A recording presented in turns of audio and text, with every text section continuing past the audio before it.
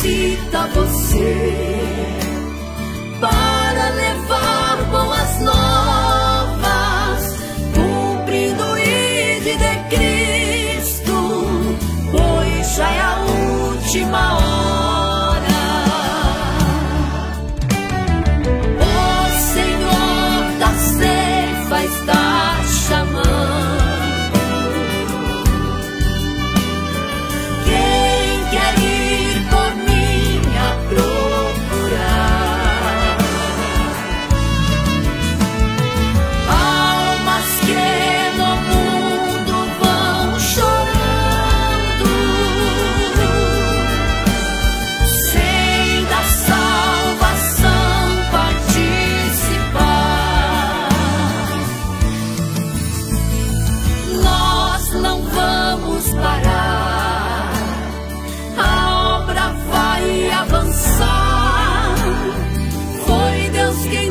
Escolheu para a colheita final. As almas estão clamando, Jesus já está voltando. Seja você um Gideão, pronto para fazer missão.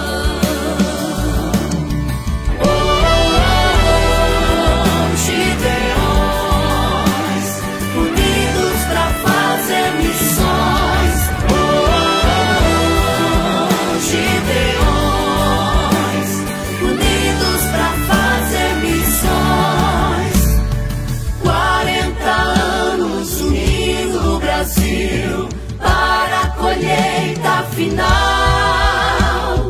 ouço o clamor de milhões, vamos se unir, Gideões, Gideões, unidos para fazer missões, Gideões, unidos para fazer missões.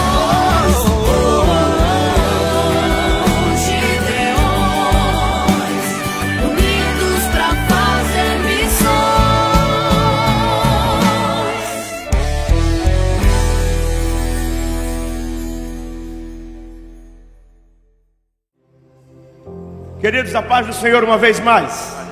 Amém? Eu estou alegre e grato a Deus. Estou na casa onde trabalho, onde congrego. Estou na companhia dos meus pastores, dos meus amigos, dos meus irmãos. Vem cá, Davi. Esse menino aqui é o Davi. Ele congrega aqui, seus pais são meus amigos. E ele ora muito por mim, sempre orou por mim. E quando eu estava no hospital, ele disse para os pais: papai e mamãe, nós temos que comprar uma gravata nova, porque o pastor Lucier vai precisar para pregar nos Gideões próximo ano. Ele é lindo aqui, mas eu trouxe ele aqui para dizer que o lugar dele é ao lado dos pais. Ele vai voltar para o lado dos pais, vai crescer, vai estudar, vai se consagrar, porque púlpito não é lugar de menino.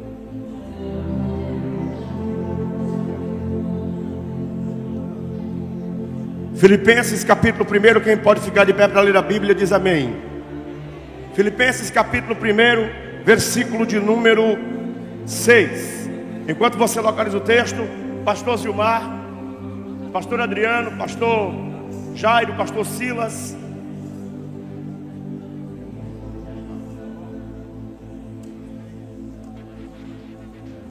Aleluia. Liga o microfone do pastor.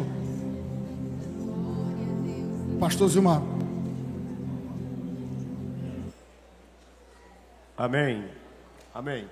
Pastor Zilmar, pastor Inês, pastor Jairo, pastor Silas, pastor Adriano, pastor Sérgio Travasso, pastor, todos os pastores amigos que estão aqui, pastor Anderson Predes. Um abraço também especial para um amigo particular, pessoal, pastor Fábio Pimenta lá no Paraná e pastor Celso Godoy lá em Araranguá. Deus abençoe. Estou na companhia da minha esposa. Ano passado ela estava aqui nessa mesma data chorando pela minha vida, né? E eu tenho o privilégio de poder repetir o que já disse outras vezes quando estou com você. Quando perguntaram a Winston Churchill o que ele gostaria de fazer se ele tivesse que começar tudo de novo, ele foi o mais bem brilhante estadista inglês. Ele disse: eu casaria com a mesma mulher depois o resto eu escolheria.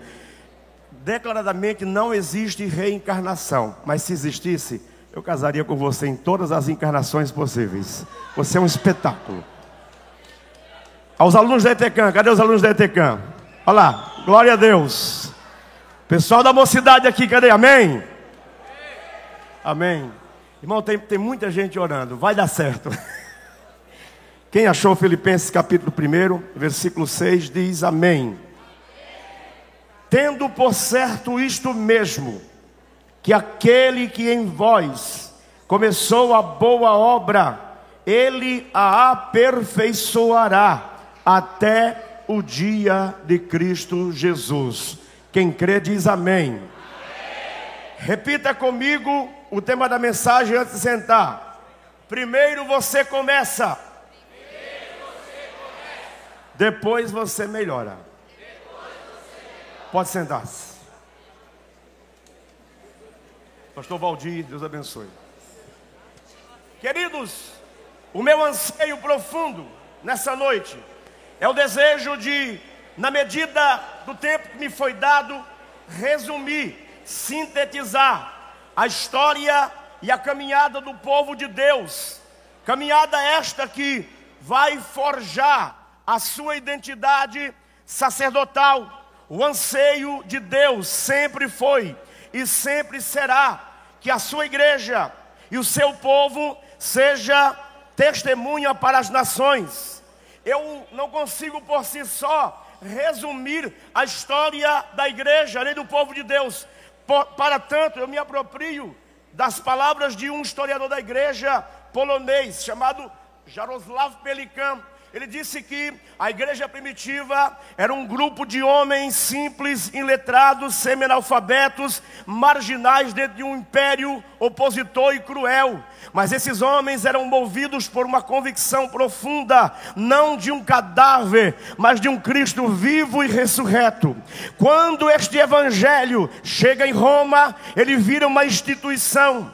Quando ele chega na Europa, ele vira uma cultura. Quando ele chega na América Latina, ele vira um negócio. Quando ele chega no Brasil, esse historiador, no alto da sua idade, disse que nós não sabemos no que isso ainda se transformou. Isso retrata aquilo que Paulo, na sua capacidade profunda de prever todo o distanciamento que acompanharia a igreja dos princípios da palavra de Deus, diz: ainda que eu mesmo, ou um anjo, desça do céu e vos pregue outro evangelho além do que eu já tenho pregado, seja este anátema. Paulo está falando da desconstrução do legítimo e autêntico evangelho. E o título que eu propus aqui,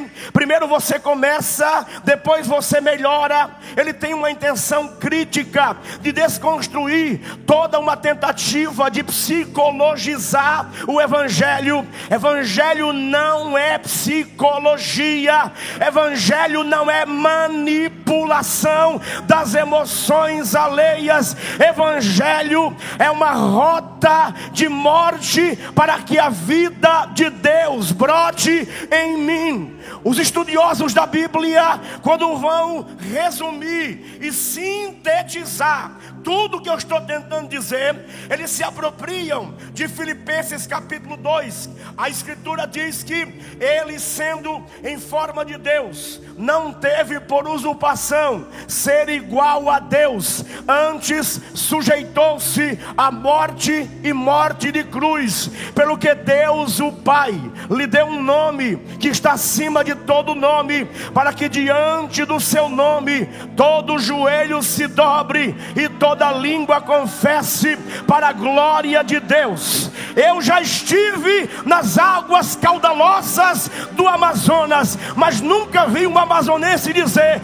em nome de Ara, águas parem. Eu já estive embarcado, mas eu nunca vi nenhum marinheiro dizer: em nome de Emanjá, mar, acalma. ti. Mas a Bíblia diz em Marcos 4:35 que Jesus estava dormindo no meio de uma tempestade. Para o desespero dos discípulos, a Bíblia diz que eles o acordaram. Ele, pondo-se em pé, disse: mar, aquieta-te, vento, se acalma.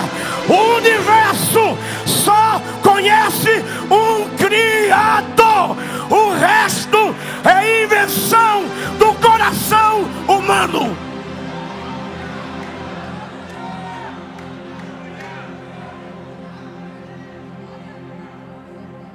A história da teologia vai definir a vida de Cristo em dois momentos: o momento da sua humilhação, a sua kenosis, o seu esvaziamento, e o período da sua exaltação. Quando eu digo, primeiro você começa, depois você melhora, eu não estou falando sobre você, eu estou falando sobre o que Deus lhe chamou para ser nele. Porque no mundo grego havia uma expressão usada por todo grego. O grego levantava-se de manhã, batia no peito e dizia: eu posso, eu posso, eu posso. Mas Paulo ressignifica toda a cultura grega e diz: eu posso tudo naquele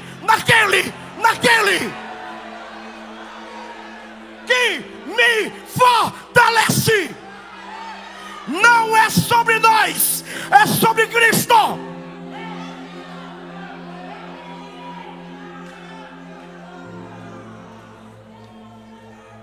Jesus encerra essa lição gloriosa, nos ensinando que o Filho do Homem não veio para ser servido, mas para servir. Quando você pega toda a tentativa de Paulo de resumir essa frase aqui, ele está pensando em três personagens centrais da fé judaica. Ele está pensando em Abrão. A Escritura diz que Deus vai formar um povo, uma nação, e dessa nação virá o Messias. Deus chega para um homem que é pagão. O nome dele não é Abraão, é Abrão. E Deus diz para ele: Abrão, sai da tua terra, do meio da tua parentela, e vai para uma terra que eu te mostrarei. Sair é lerrar. Deus está negociando com Abraão. Quem está negociando com Abraão é Deus. Deus está dizendo: se você ficar, é só Abraão, pai de muitos. Se sair, vira Abraão, pai de multidões. Se ficar, vai ser sacerdote pagão, igual seu pai. Se sair, vira Abraão, pai da fé. Se ficar, vai herdar umas poucas herdades que o seu pai deixou. Se sair, eu te abençoarei. Abençoarei os que te abençoarem, e amaldiçoarei os que te amaldiçoarem. Se você ficar, vai gerar filhos e vai ser um líder tribal. E se sair, eu farei a tua descendência numerosa como a areia que está na praia, e como as estrelas que enchem os céus. Você pode pensar: isso não tem nada a ver comigo. Tem. Há 3 anos atrás, eu fui buscar a minha esposa lá na livraria catarinense, período de pandemia, a gente não podia pregar. Ela foi trabalhar para me ajudar. E sabe o que aconteceu? Eu parei da sinaleira, mais ou menos uns 100 metros, 200 metros dentro do shopping, e eu olhei e tinha um rapaz jogando bolinhas para cima, mal vestido, tatuado. E o Senhor, o mesmo que me arrancou do ateísmo e da militância marxista, disse: pegue tudo que tem no bolso e dá para o meu servo. Eu olhei assim e disse: não tem cara de servo. E o Senhor disse: porque não é seu, é meu.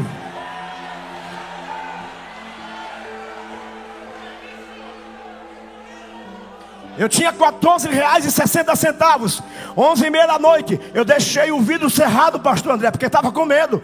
Quando eu tirei, ele segurou minha mão e disse em espanhol: que o Deus de Abraão, de Isaac e de Jacó, que é o Deus dos meus pais lá na Argentina, e é o Deus dos teus pais no interior da Paraíba, que Quem disse a ele que os meus descendentes são judeus? O Deus de Abraão.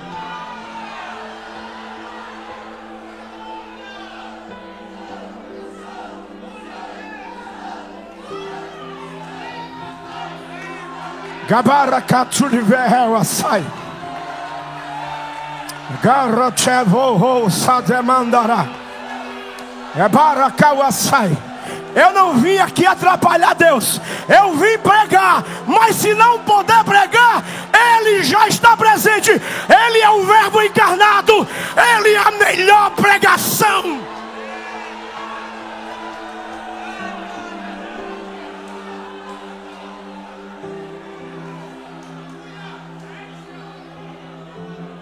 Tudo isto começa lá no jardim. Primeiramente nós temos um jardim visitado. Depois nós temos um jardim vetado. Adão e Eva são expulsos do Éden. Romanos capítulo 3, versículo 23. E todos pecaram e destituídos estão da glória de Deus. Sabe o que é bom sobre o Evangelho? É que a lei, ela é capaz de punir o melhor dos homens. E a graça resgata e salva o pior dos pecadores. Por causa da graça que ressuscitou e está viva, eu evoco aqui a palavra do pastor Josemar Bessa. Ele não me conhece, mas eu admiro ele. Ele disse: em Adão a gente nasceu morto, mas em Cristo a gente vai morrer vivo, vivo, vivo, vivo, vivo.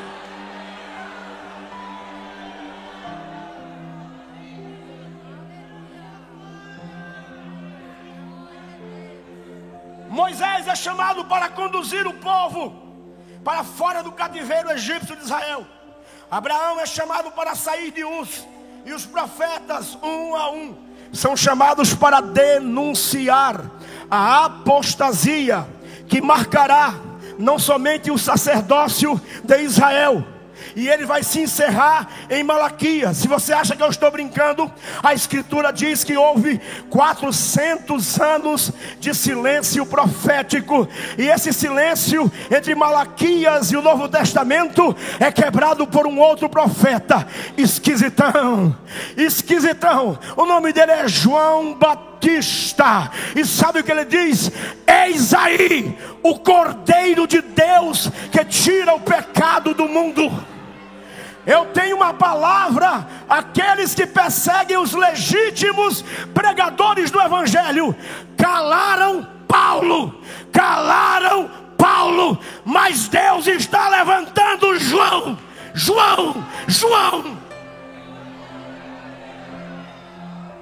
Escute, o Novo Testamento ele é marcado literalmente por a quebra desse silêncio profético, porque João Batista, quando Malaquias encerra a sua profecia, ele diz: nos últimos dias o Espírito de Deus reunirá e melhorará o relacionamento dos filhos com os pais, e o Espírito de Elias estará sobre ele. João prega na mesma tônica. João tem o mesmo estilo de Elias. Elias, ele entra em crise lá no Carmelo. A Bíblia diz que ele, após ouvir uma notícia de Jezabel: assim como você fez com os meus profetas, assim eu farei. E ele foge. Dentro daquela caverna, ele está buscando escapar pela própria vida. A Bíblia diz que Deus vai ao encontro dele. Ele está acostumado a ver a terra tremer, está acostumado a ver relâmpagos, raios e trovões. Quando Deus usa esses elementos comuns, ele não reage. Mas a Bíblia diz que há um sussurro suave. Sabe, eu não posso deixar de aplicar isso aqui. Eu estou aqui, mas para mim eu não sou apenas pregador. Isso aqui é uma grande sala de aula. Eu não vou perder a oportunidade de jeito nenhum. Tem gente que se impressiona com trovão. Eu me impressiono é com o sussurro do Espírito.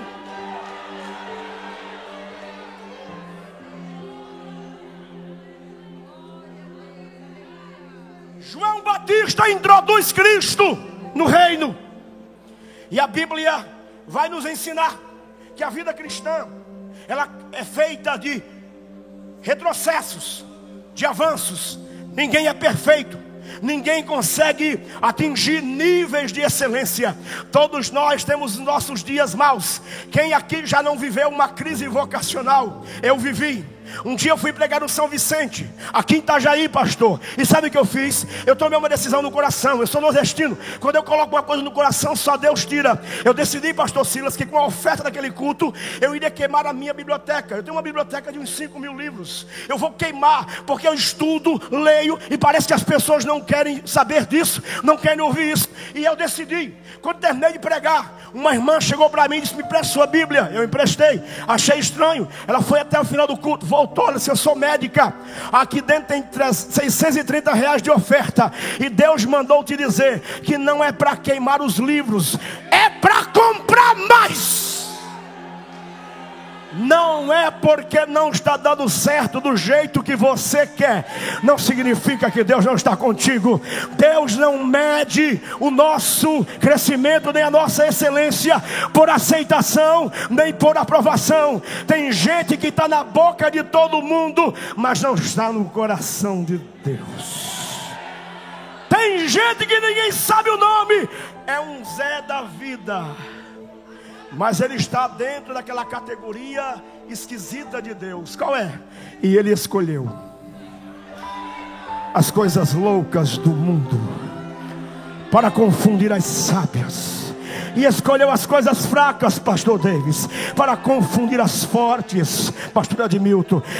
Ele escolheu as coisas desprezíveis e as que não são, para reduzir a nada as que são, para que quando ele agir, ele está agindo, toda a boca diga: porque dele, por ele, para ele são todas as coisas. Ó profundidade, tanto da sabedoria quanto do conhecimento de Deus. Quão insondáveis são, Senhor, os teus caminhos. Eu quero correr. Jesus será o modelo permanente para todas as questões que virão depois dele: humilhação e exaltação. Olha aqui para mim, tem gente que chega para mim e diz: pastor, eu quero ministério, mas eu não quero sofrer. Então eu digo para ele: vá ser budista.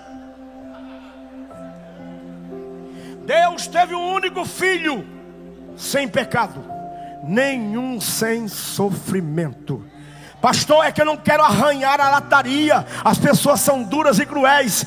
Quando colocaram em dúvida o ministério apostólico de Paulo por uma questão estética, porque Paulo era feio, esquisito, e era pesado de fala, era potente na escrita. Sabe o que ele apelou? Ele não apelou à autoridade apostólica. Ele disse: eu sou apóstolo. Ele disse: não, desde agora ninguém fique no meu caminho, porque eu trago nessa lataria amassada, judiada pelos judaizantes e pelos inimigos da cruz de Cristo, eu carrego neste corpo as marcas de Cristo. Marca de Cristo é credencial apostólica. Mas eu preciso caminhar, eu preciso correr. Eu quero chegar à igreja de Corinto, a igreja dos dons e a igreja das doenças. Tudo ali está fora de lugar. Todo mundo tem dom, mas é uma baderna, é uma confusão. Escute uma coisa: o reino de Deus não é um reino de confusão. O reino de Deus é um reino de excelência vocacional.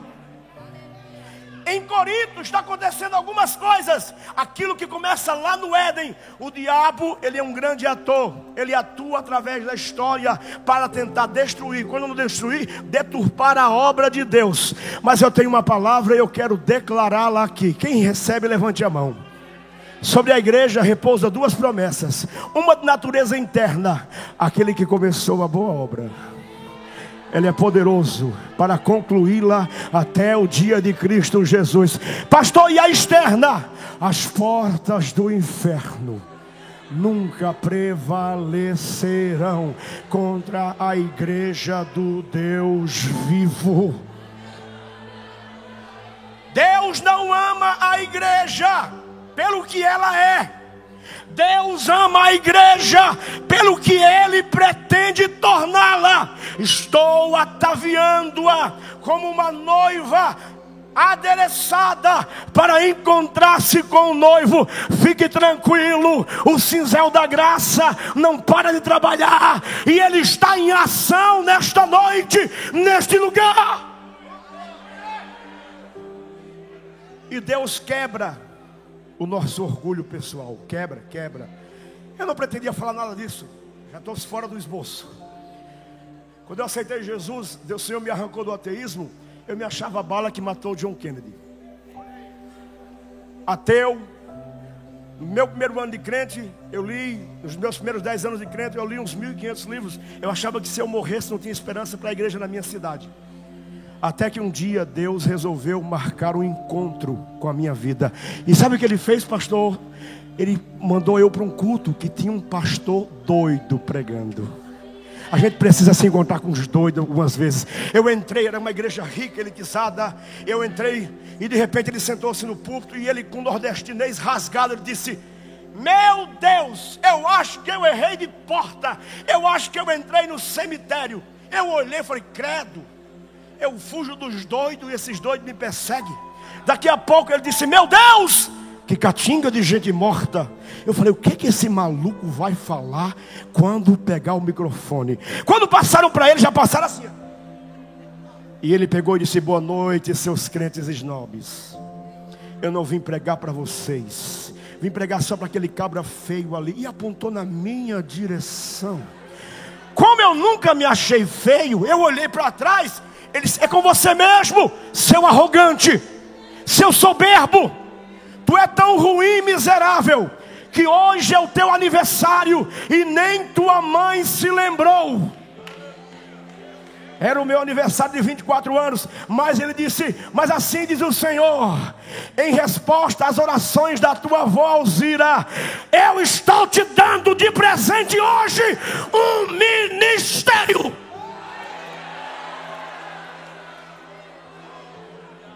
E sabe do que isso veio resultar? Ele me mandou. Eu cheguei há 21 anos atrás aqui, eu e o Lidnilton Matias, pastor do Haiti. Chegamos juntos de moto, numa 125, com a cara e com a coragem. Os meus amigos de ateísmo diziam: o espírito de Che Guevara está sobre ele, tentando dar a volta na América. Não, eu estava debaixo da orientação de Deus. E eu tenho autoridade de Deus para dizer: quem obedece a Deus prospera. Quem obedece a Deus chega aonde não chegaria sozinho. Maldito o homem que põe a confiança no braço da sua carne. Que nesta noite toda alma seja tomada de um temor profundo, e você possa dizer: não eu, mas Ele. Que Ele cresça, que Ele cresça, que Ele cresça, que Ele cresça. Mas eu amo as epístolas de Paulo, e Paulo está resumindo a história do povo de Israel. Paulo está resumindo 5.000 anos de história. Mas Paulo não é o tipo de líder que não tem fraquezas. 2 Coríntios capítulo 1, versículo 8, ele disse: não quero, irmãos, que ignoreis a tão grande e tamanha angústia, tilipsis em grego, um estado de perturbação mental, um estado de angústia. Não quero, irmãos, que ignoreis a tão grande e tamanha angústia que nos sobreveio na Ásia. Tamanha foi que até da vida nos desesperamos. Mas foi bom que fosse assim, para que não confiássemos em nós mesmos, mas em Deus, que até dos mortos ressuscita. Aqui tem 236 páginas de documentos, avaliada por uma junta de 6 médicos. Eu não tenho problema de saúde, nunca tive. Antes de eu parar no hospital ano passado, nessa mesma data, eu caminhava 8 quilômetros. Hoje eu caminho 15 quilômetros de segunda a sexta. Mas não emagrece. Não é sobre emagrecer, é sobre ter qualidade de vida. Quem tem promessa precisa ficar vivo para que elas se cumpram.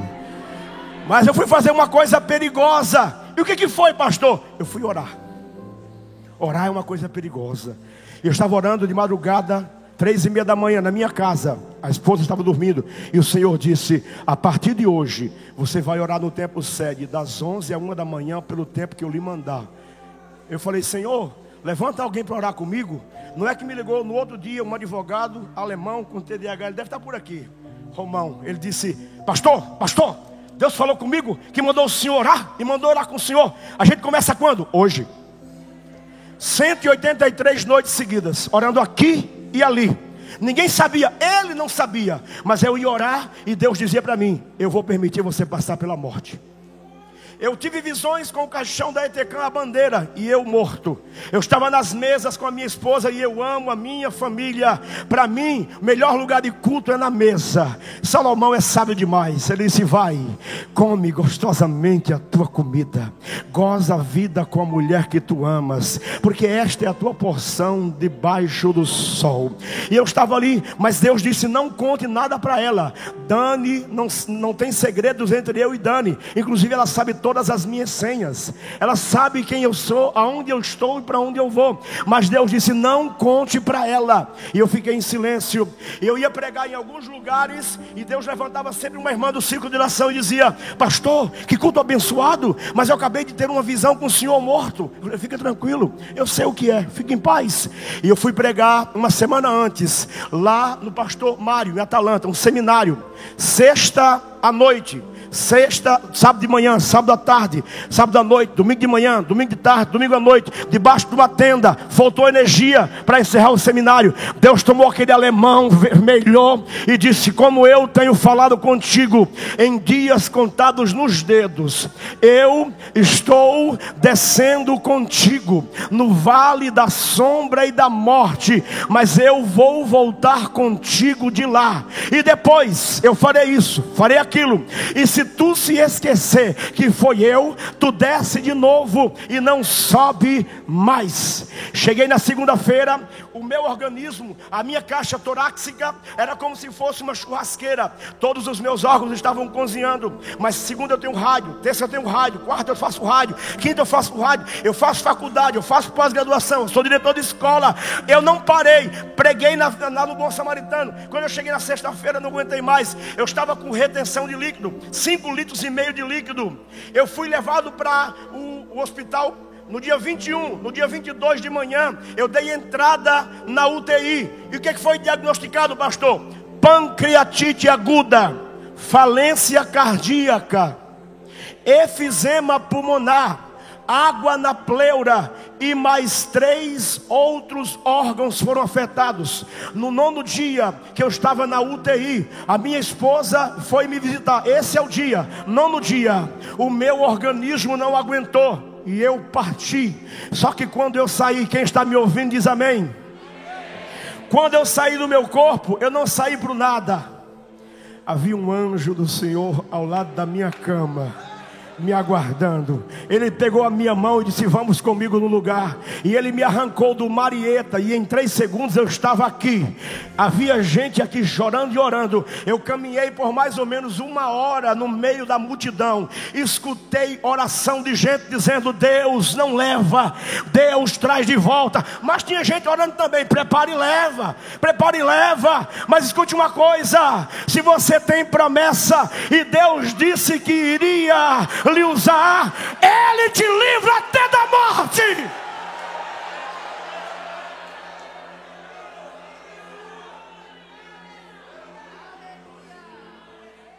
E eu fui a muitos lugares, não contei até hoje nada do que vi, porque não fui autorizado. Mas uma coisa eu posso dizer, que quando eu voltei para a cama, havia os médicos olhando para o meu corpo, já aquela preparação, e eu voltei gritando: Jesus está vivo, eu cheguei agora da presença dEle. Oh, quero receber sou, levanto com poder cair. Hoje é domingo, domingo de manhã, as mulheres foram preparar o corpo, mas foram recepcionadas por um anjo que lhes disse: porque buscais entre os mortos aquele que já ressuscitou. Pastor, eu não tenho o privilégio de ir em Jerusalém, o dinheiro não alcança, isso é promessa para turista. Ele não está aqui, ressuscitou. E para quem não pode ir a Jerusalém, tem promessa? Tem. Onde houver 2 ou 3 reunidos no meu nome, aí eu estarei no meio de vós. Ele está neste lugar. Se você não pode ir a Jerusalém, isso aqui vira Jerusalém para você.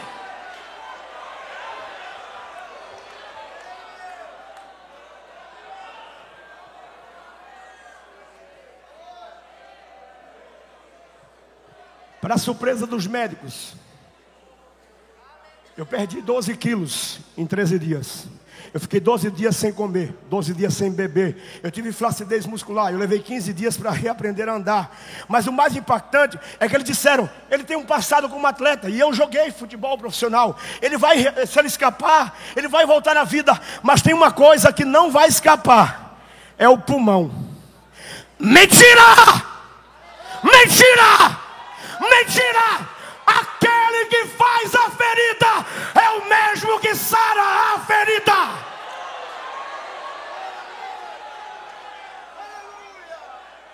Se o plano de saúde não alcança, a misericórdia alcança.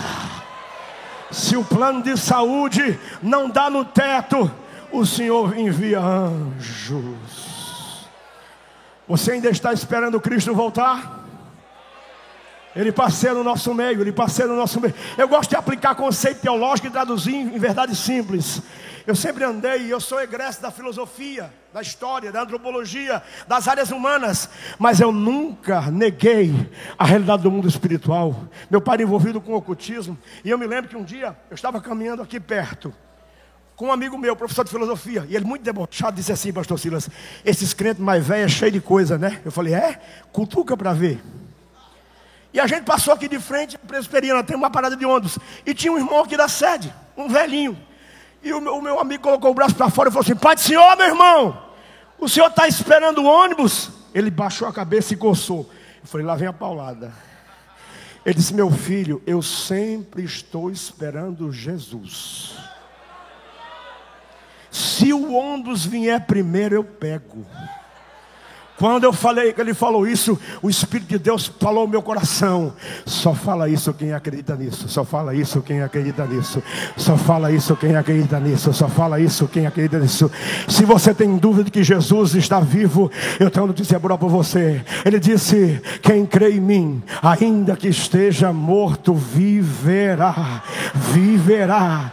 E se ele ressuscita corpos, também ressuscita sonhos.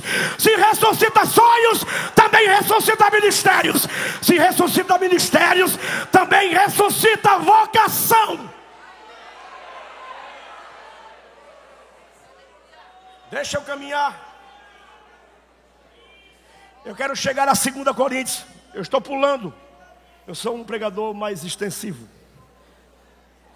O capítulo 1 é o capítulo da confissão.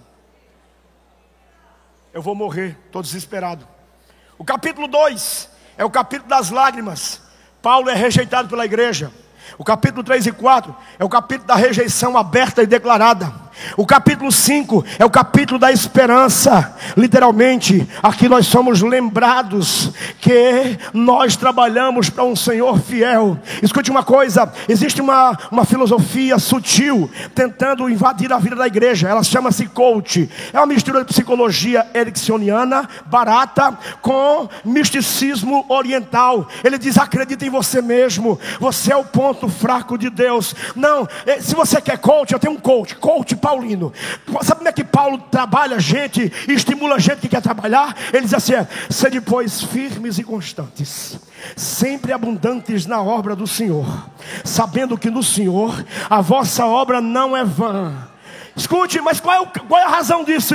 O capítulo 15 de 1 Coríntios é o capítulo da ressurreição. Paulo está dizendo: trabalhe, porque quem vai lhe recompensar já ressuscitou.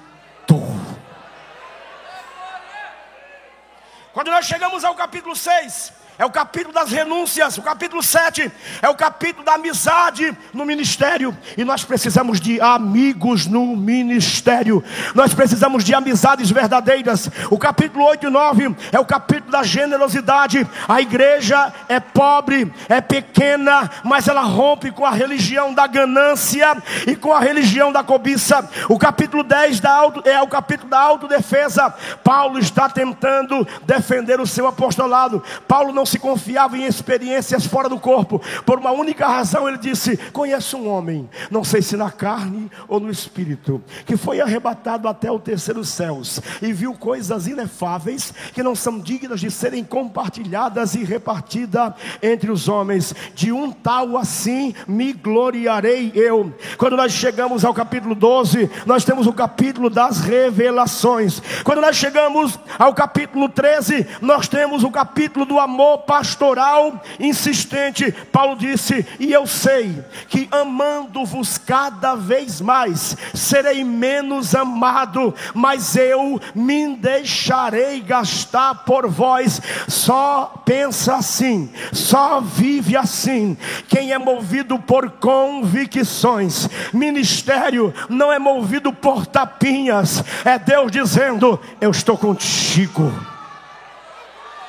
eu estou contigo, eu estou contigo. E Paulo mostra o poder e a potência desse amor quando ele diz o seguinte: o amor tudo crê, tudo espera, tudo suporta. Quem está me ouvindo diz amém. A palavra suportar aqui em grego é telhado. Paulo está dizendo: vocês são ruins e difíceis. A igreja que mais fez Paulo sofrer foi Corinto. Mas Paulo disse: assim como o telhado, eu amo e protejo vocês no verão, eu amo e protejo vocês no inverno, eu amo e protejo vocês na primavera, eu amo e protejo vocês no outono. Porque o amor que me move, que me constrange, não é um amor que brota de mim mesmo, é o amor que brota do Cristo vivo e ressuscitado.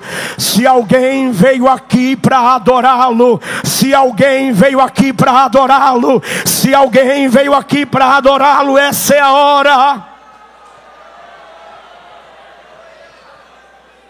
O Espírito de Deus transporta Paulo para a Galácia. E Paulo escreve a sua primeira epístola.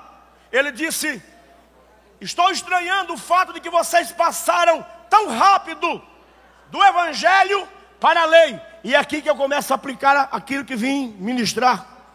Infelizmente, nós temos um gosto adoecido por religião.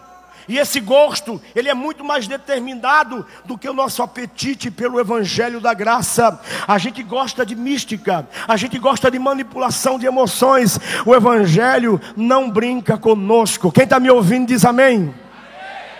Eu tive o privilégio de ouvir, talvez pela última vez em inglês, pastor Dan Duque. Ele, na década de 70, no auge da União das Repúblicas Soviéticas Socialistas, o comunismo estava matando pastores e padres em toda a Europa. E ele descobriu, irmã Inês, que na Polônia os irmãos não tinham nenhuma Bíblia para ler. E ele tinha 36 Bíblias de estudo. Ele orou durante 30 dias: Deus me leva na Polônia, Deus me leva na Polônia, Deus me leva na Polônia. No 30º dia Deus disse: Dan, você quer realmente levar essas Bíblias da Polônia? Eu quero, Senhor. Eu não prometo que você volta vivo. Ele orou mais alguns dias e foi, porque o Senhor disse para ele que iria com ele. Quando ele chega na divisa da Áustria com a Polônia, ele é preso por uma guarnição marxista com um carro cheio de Bíblias. Eu vim do ateísmo, eu vim do marxismo. O que aguardava ele era uma cova rasa e uma bala na cabeça.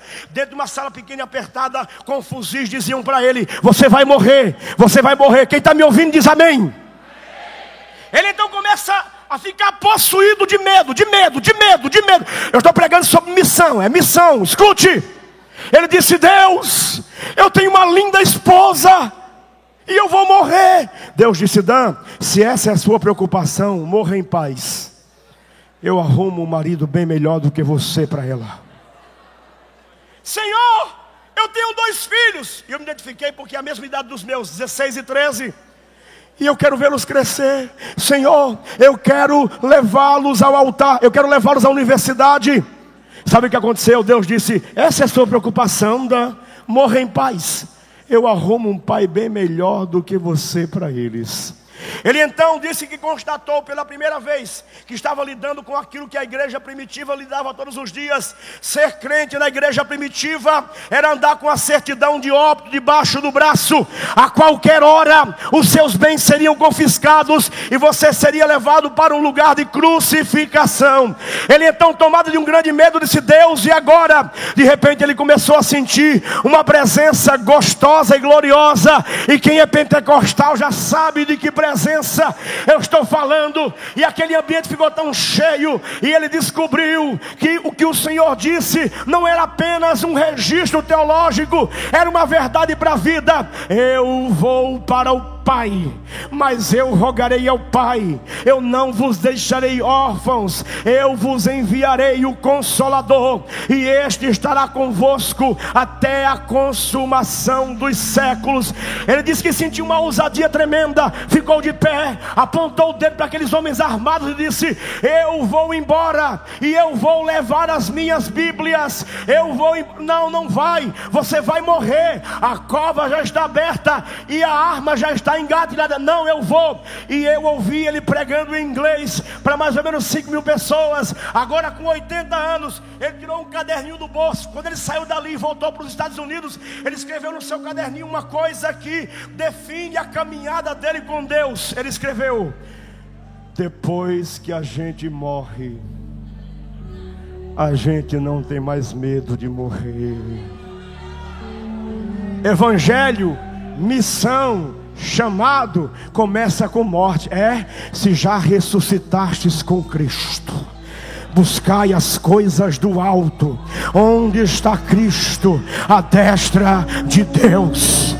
Agora, quando eu olho para a minha geração, e aqui eu quero aplicar o que é que Paulo diria aos pregadores, líderes e crentes do Brasil. Ele diria: sede meus imitadores, como eu sou de Cristo. O que é que Paulo diria aos judaizantes do neopentecostalismo, que acha que por usar um quipá e tocar um chofar são mais espirituais? Paulo diria: é muito afeto, muita invenção, pouco texto e péssima interpretação.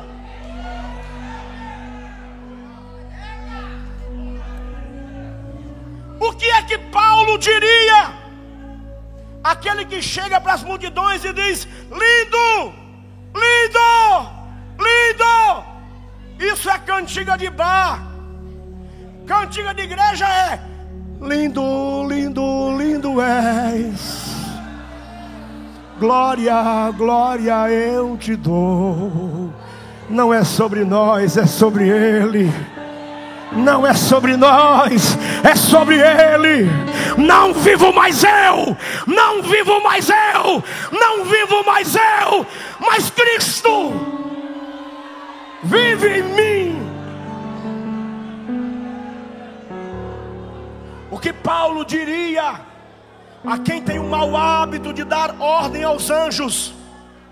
Paulo diria: ainda que um anjo desça do céu e vos pregue outro evangelho, seja este anátema. Sabe o que Paulo diria? Diria o que disse a Timóteo: mas tu permanece naquilo que tens aprendido, e que desde a tua meninice sabes as sábias letras que te farão apto para a vida eterna. Pastor, o senhor não entendeu. Eu quero ouvir Deus falando comigo. Leia a Bíblia. Não, pastor, o senhor não entendeu. Eu quero Deus ouvir Deus audivelmente. Leia a Bíblia em voz alta.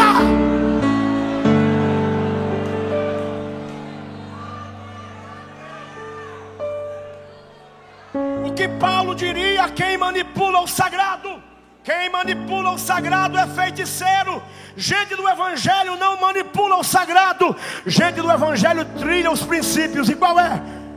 Humilhai-vos debaixo da potente mão do Senhor,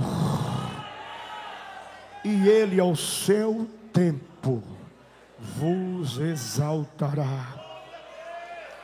O que Paulo diria aos neófitos?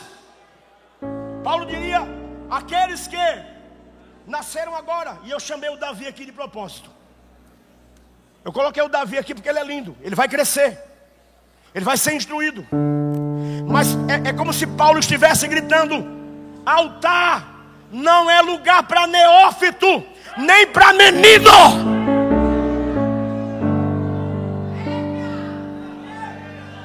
Se quiser dar glória, dê. Se não quiser, eu dou. Glória, glória, glória.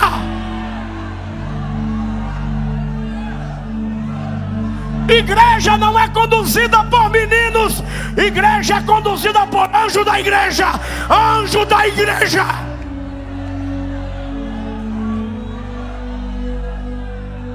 O que é que Paulo diria aos pregadores mirins, auto-intitulados profetas?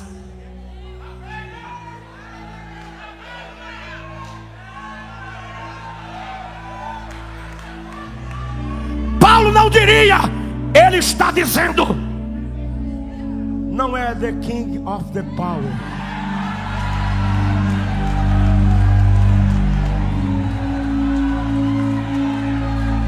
Pra cima de mim não, pra cima de mim não, pra cima de mim não.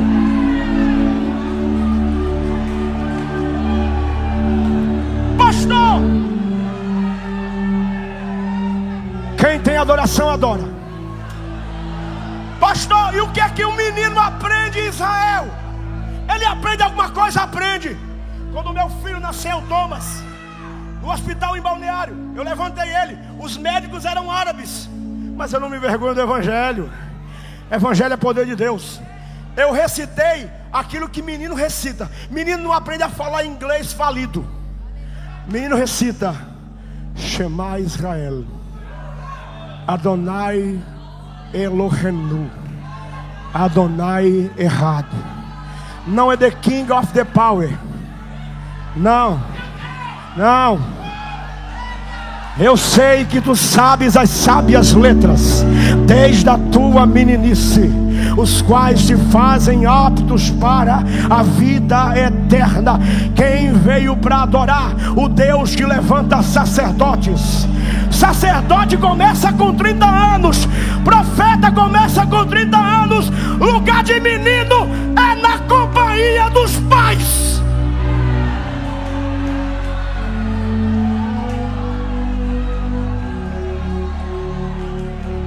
Você consegue imaginar um menino chegando para mim dizendo: eu sei essa crise conjugal que tu está passando, tu sabe de nada, vai tomar mamadeira. O problema é que a nossa cultura é a cultura que quer brilhar a todo custo e usa de todos os expedientes. Deixa eu ser nordestino aqui, eu vou usar uma linguagem lá do sertão. Quem brilha com a bunda é vagalume. E crente? E como é que crente brilha? A Bíblia diz. E a Bíblia diz que a glória de Deus estava sobre o rosto de Moisés. E o crente, ele é edificado de glória em glória, de glória em glória. Quem veio para adorá-lo, adora.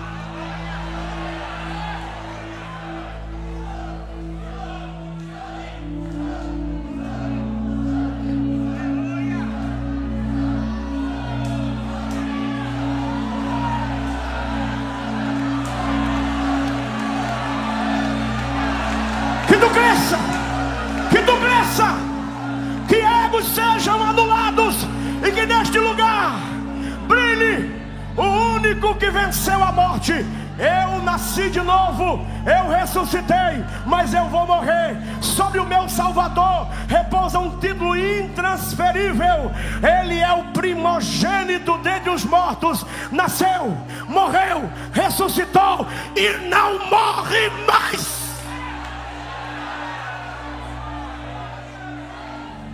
É por isso que quando ele lhe fizer promessa, pode ficar tranquilo. Ele não morre, ele não morre, ele não morre, ele não morre. Ele não morre. Eu estou terminando. Segure aí.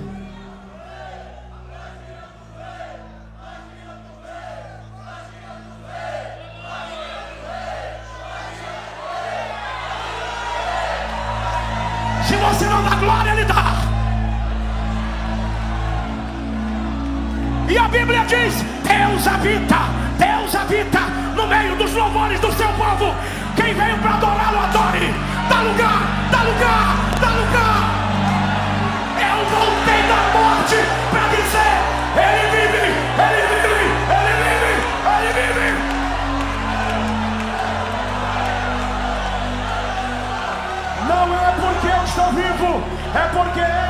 vivo. Você pode crer no amanhã. Você pode crer no amanhã. Estou terminando.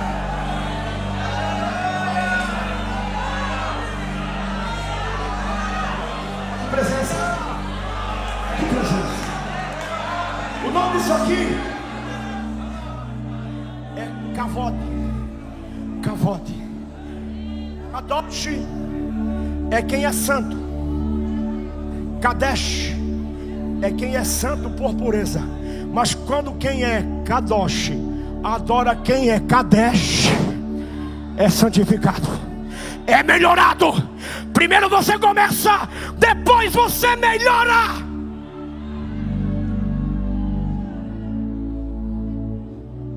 Pastor, o que é que Paulo diria aos que amam os lugares altos e só querem a sombra do Deus Todo-Poderoso? O que é que Paulo diria? É só você ler 2 Timóteo, capítulo 2, versículo 1 ao 3. Em 4 versos, pastor Zilmar, Paulo diz, no versículo 2 e 3, sofre comigo. No versículo de número 9, ele diz, pelo que sofro por vós. No versículo de número 10, ele disse, portanto, tudo sofro. Estou aplicando isso para você entender o que eu quero dizer agora. Quem está me ouvindo diz amém. Qual é a base de sustentação de Paulo para lidar com o sofrimento? Ele tem um psiquismo poderoso. Ele é treinado na filosofia estoica. Ele tem aquilo que os gregos chamam de ataraxia, estado de imperturbabilidade. Não, Paulo está fundado em outra coisa. E eu vou ler para vocês. Se você quiser dar glória, dê. Hebreus capítulo 4, versículo 15. Nós não temos um sumo sacerdote que não possa compadecer-se de nós, mas um que em tudo, pastor Marcos, foi tentado, porém sem pecado. Portanto está apto para socorrer os que sofrem. Paulo aqui literalmente está dando uma mostra de uma geração de mestres cansados. Quem está me ouvindo diz amém. Que sempre, na maioria das vezes, preferem ouvir charlatões gritando os seus próprios desejos do que ouvir a boa palavra, autêntica palavra de Deus. Pastor, por que o senhor trouxe essa palavra tão confrontadora? Aqui eu vou repartir com você uma particularidade, e eu termino com isso e vou orar. Pastor Zilmar, no 11º dia que eu voltei da morte, eu estava na UTI. Eu estava com 13 quilos a menos. Eu tive flacidez muscular extrema. Eu levei 15 dias para reaprender a andar.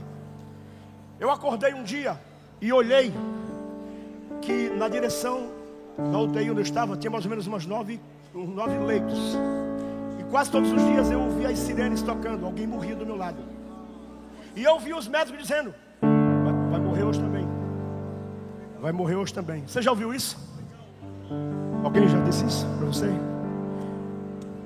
Escute uma coisa, a pandemia veio e não levou você. Porque aqui está quem maior do que a pandemia. E eu olhei, pastor Inês, e chegou uma moça loira, bonita. Ela parecia a Mary Monroe. E o quadro dela era gravíssimo. Ela estava de 3 redomas de vidro. Quem quiser acreditar, acredite. Eu estava deitado na minha cama e eu olhei, havia um ser do lado dela. Eu vi de olho aberto. O senhor estava sob efeito de remédio? Não. Estava lúcido como estou aqui. E eu vi um ser de mais ou menos 1,90 m, com um instrumento cortante. Ele estava olhando para alguma coisa parecida com um relógio. Ele estava impaciente porque ele veio buscá-la. Pastor Silas sabe de perto que é isso também. E ela saiu de dentro do corpo dela, olhou para mim e disse, me ajude, eu estou indo para o inferno hoje. E eu me agitei, me amarraram, eu estava amarrado. Eu me agitei e disse, Deus, eu tenho que fazer alguma coisa. Nem que eu me jogue dessa cama, mas eu vou ali amanhã e eu vou orar por essa moça. O diabo não vai levá-la. E aconteceu uma coisa que não era comum. Eu dormi 3 horas. Quando eu acordei, ela não estava mais lá. Escute, eu tomei 56 injeções de dipirona na veia. Eu tomei morfina 3 vezes por dia. Mas não existiu na minha vida, eu tenho 46 anos, um lugar onde eu senti tanto a presença de Deus em estado pleno e puro, como naquela UTI. Escute uma coisa, quem vai lá não quer voltar. Eu estou aqui, porque me foi dada uma ordem, volte. E quando eu desci, o mesmo anjo que estava em frente à cama, pastor Reis, e você, mestre, Deus disse: volte e seja impiedoso com os falsos mestres e com os falsos pregadores. E eu estou aqui para dizer: se alguém vos anunciar outro evangelho, ainda que seja um anjo, é anátema. Fique com o evangelho de Cristo. E eu temo, pastor Admilton, disse Paulo, que assim como a serpente enganou Eva, o diabo vos engane. Escute, e vocês se afastem da simplicidade que há em Cristo. Esse negócio de que eu sou pregador e eu sou importante, isso é mentira. Isso aqui é sermão. Isso aqui é carta viva. Você é carta viva. Você é carta viva. Você é sermão ambulante. Fica de pé para a gente orar.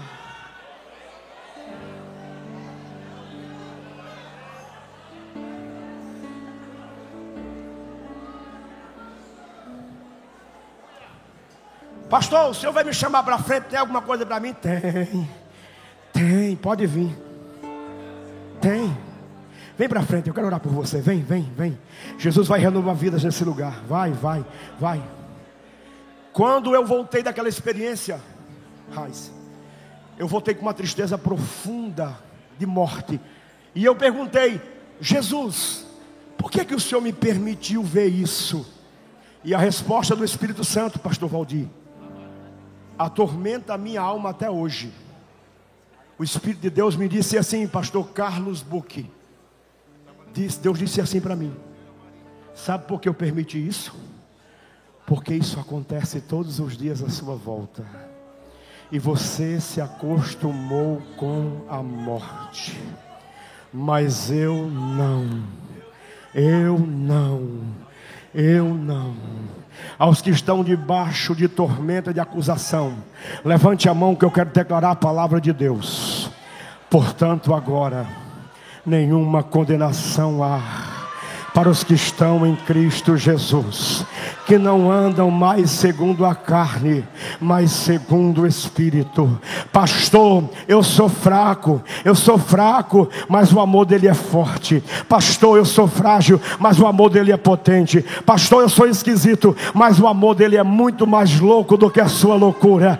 Eu estou bem certo de que nem a morte, nem a vida, nem o presente, nem o porvir, nem a altura, nem a profundidade, nem qualquer outra criatura nos poderá separar do amor de Deus que está em Cristo Jesus. A segurança do Evangelho é: nenhuma condenação há. E a segurança dele é: nenhuma separação haverá. Vem para frente, eu quero orar por você. Vem para frente.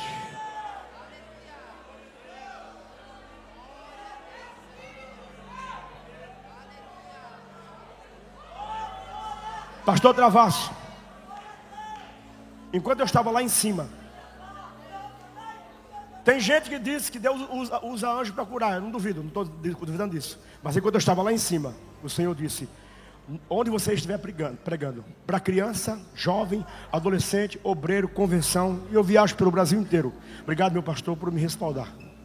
Deus disse: ore, porque eu vou curar. Pastor, o senhor está carregando algum tipo de fogo especial aí? Não, eu estou carregando uma promessa que é uma bomba atômica. Que promessa? Levante a mão para receber. E estes sinais seguirão aos que creem, e em meu nome imporão as mãos sobre os enfermos e os curarão. Me perdoe se eu estou pecando no horário, olha aqui para mim. Você só vai experimentar o poder do Evangelho se você entender. Você é pentecostal de mente e de coração. De mente e de coração. De mente e de coração. A Escritura diz assim, quem está me ouvindo aqui diz amém. A Escritura diz assim, ó: entrando com ousadia no Santo dos Santos, pelo vivo e novo caminho que vos foi aberto do rasgar da sua carne, a fim de receberdes refrigério em tempo oportuno. Pastor, do que é que Paulo está falando? Da mesma coisa. Paulo está dizendo o seguinte: no Antigo Testamento só entra quem é descendente de Levi, só entra representado. E na graça, Deus está dizendo: não mande ninguém no seu lugar. Venha você mesmo, venha você mesmo, venha você mesmo. Na lei, alguns; na graça, qualquer um. Na lei, ainda que quisesse; e na graça, é só querer.